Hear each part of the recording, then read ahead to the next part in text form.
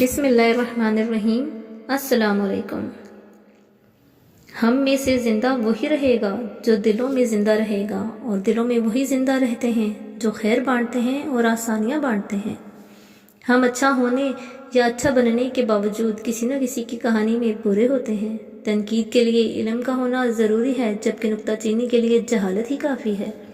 تجربہ انسان کو غلط فیصلے سے بچاتا ہے، مگر تجربہ غلط فیصلے سے ہی حاصل ہوتا ہے۔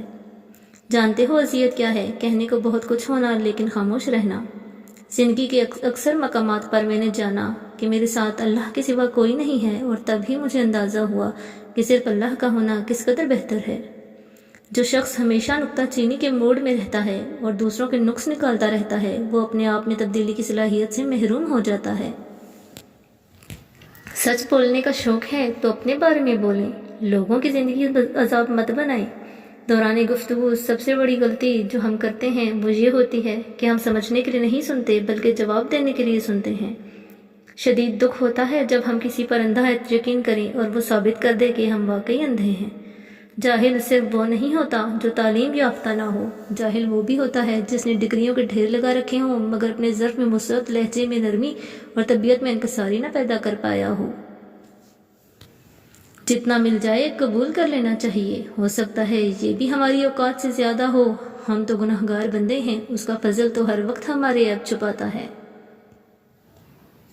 ایسا دروازہ بنے جس سے خیر داخل ہو، اگر ایسا نہیں کر سکتے تو وہ کھڑکی بنے جس سے روشنی گزرے، اگر ایسا بھی نہیں کر سکتے تو ایسی دیوار بنے جو تھکے ہوں کو سہارا دے، کیونکہ اللہ کی مخلوق سے محبت ہی تو اللہ پاک سے محبت ہے۔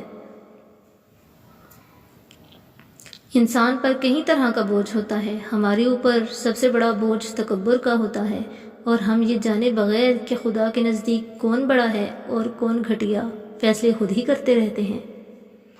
جب تم کسی میں کوئی عیب دیکھو تو اسے اپنے اندر تلاش کرو، اگر اسے اپنے اندر پاؤ تو اسے نکال دو، یہ حقیقی تبلیغ ہے۔ اگر اللہ نے وہ لے لیا جسے کھونے کا تم تصور نہیں کر سکتے تھے تو یقیناً وہ کچھ ایسا بھی دے گا جسے پانے کا تم نے سوچا بھی نہ ہوگا۔ خوشی ایسے میسر نہیں آتی کہ کسی فقیر کو 2-4 آنے دے دیے۔ خوشی تب ملتی ہے جب آپ اپنی خوشیوں کے وقت سے وقت نکال کر انہیں دیتے ہیں جو دکھی ہوتے ہیں، اور کل کو آپ کو ان دکھی لوگوں سے کوئی دنیاوی مطلب بھی نہیں ہوتا۔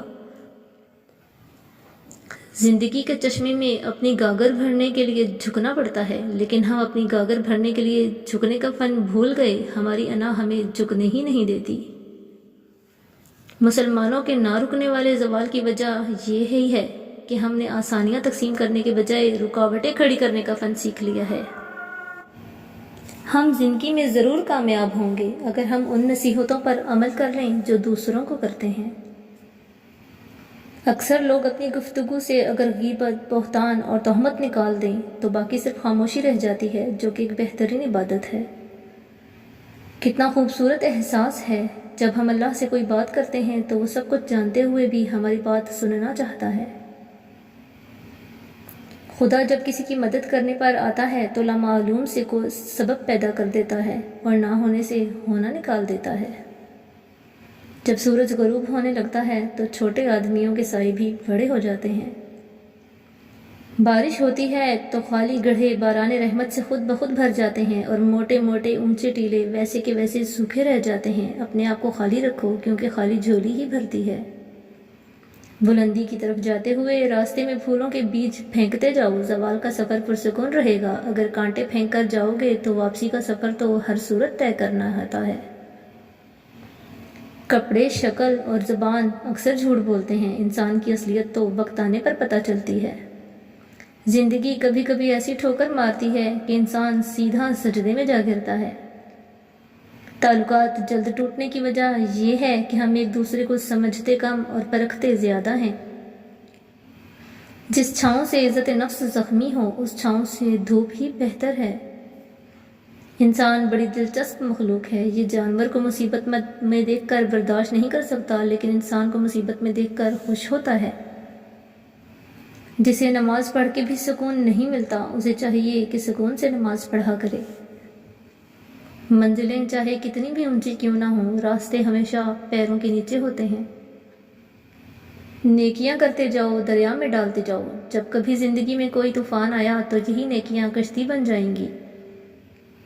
ساری حماقتیں کر لینا مگر ایک حماقت نہ کرنا، اللہ کی رحمت سے کبھی مایوس نہ ہونا۔ لوگوں کو پرکھا، سمجھا اور پھر جانا کہ اس دنیا میں اتنی بے حسی ہے کہ اگر ہم اپنا سب کچھ بھی قربان کر دیں تو لوگ یہی ظاہر کریں گے کہ قربانی ان کا حق ہے اور ہمارے خلوص کا کوئی مول نہیں۔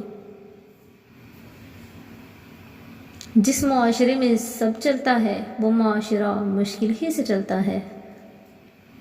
یہ غم اور مصائب ہمیں ہماری اوقات میں رکھنے کے لیے آتے ہیں۔ جب کبھی ہم انا میں اڑنے لگتے ہیں یا جفا میں حد سے بڑھ جاتے ہیں تو یہ ہمیں ہمارے مقام پہ واپس چھوڑنے آ جاتے ہیں۔ کوئی نہیں دیکھتا کہ آپ کسی کے لیے کتنا کرتے ہیں، وہ صرف وہی دیکھتے ہیں جو آپ نہیں کرتے۔ زندگی میں کوئی خوشی، کوئی رشتہ، کوئی جذبہ کبھی مستقل نہیں ہوتا، ان کے پاؤں ہوتے ہیں۔ ہمارا سلوک اور رویہ دیکھ کے یہ کبھی بھاگ کر قریب آ جاتے ہیں اور کبھی آہستہ آہستہ دور چلے جاتے ہیں۔ ایک دن ہم سب ایک دوسرے کو یہ سوچ کر کھو دیں گے کہ جب وہ یاد نہیں کرتا تو میں اسے کیوں یاد کروں۔ توبہ اتنی آسان چیز ہے اور یہ اللہ نے ہمیں عطا کر رکھی ہے، اور اللہ کے پاس واپس جانے کے لیے اور اس کے وجود سے وابستہ ہونے کے لیے ایک ہی ذریعہ ہے اور وہ توبہ ہے۔ اکثر لوگوں میں تکبر ہوتا ہے مگر ان کا نفس ان کو پتہ نہیں چلنے دیتا۔ جب آنکھوں سے سجدے بہنے لگیں تو قبولیت کے سمندر میں ضرور ہلچل ہوتی ہے۔ اس معاشرے کی تلخ ترین حقیقت یہ ہے کہ اب 4 مسلمان ایک سمت میں اس وقت چلتے ہیں جب 5واں مسلمان ان کے کندھوں پر سوار ہو۔ کچھ چیزیں بہت عرصے بعد بھی پلٹ کر شرمندہ کرنے آتی ہیں، خاص طور پر کسی کو دیا ہوا دھوکہ یا کوئی بولا ہوا جھوٹ۔ ڈگریاں در حقیقت تعلیمی اخراجات کی رسیدیں ہیں، ورنہ علم تو وہی ہے جو عمل سے ظاہر ہو۔ فاتحہ لوگوں کے مرنے پہ نہیں، احساس کے مرنے پہ پڑھنی چاہیے، کیونکہ لوگ مر جائیں تو صبر آ جاتا ہے مگر احساس مر جائے تو معاشرہ مر جاتا ہے۔ جب کھونے کی نوبت آتی ہے تب پانے کی قیمت سمجھ آتی ہے۔ کچھ لوگ نظر کی روشنی کی طرح ہوتے ہیں، وہ ساتھ ہوں تو اندھیروں میں بھی راستے مل جاتے ہیں۔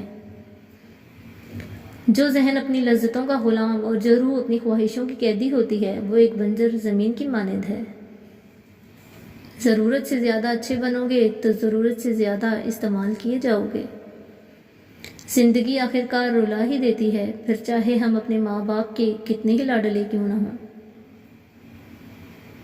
میں نے پوچھا، بابا جی حسد کیا ہے؟ کہنے لگے، رب کی تقسیم سے اختلاف رکھنا۔ جب انسان اندر سے مر جاتا ہے تو وہ حد سے زیادہ خوش اخلاق ہو جاتا ہے۔ ہر چیز کا صدقہ ہوتا ہے اور عقل کا صدقہ یہ ہے کہ جاہل کی بات کو برداشت کرو۔ کاش انسان بھی نوٹ کی طرح ہوتے کہ بندہ روشنی میں کر کے دیکھ لیتا کہ اندر سے کیسا ہے۔ جسمانی امراض پرہیز سے جاتے ہیں اور روحانی امراض پرہیزگاری سے جاتے ہیں۔ ہماری خوش نصیبی یہ ہے کہ ہم خدا کو ایک مانتے ہیں مگر بد نصیبی یہ کہ خدا کی ایک نہیں مانتے۔ اکثر لوگ لڑائی کے دوران یہ بات کہہ کر لڑائی جاری رکھتے ہیں کہ ہم سے غلط بات برداشت نہیں ہوتی، حالانکہ غلط بات برداشت کرنا ہی تو صبر ہے۔ صحیح بات برداشت نہیں کی جاتی، تسلیم کی جاتی ہے۔ Thanks for watching, please like, share and subscribe. اللہ حافظ۔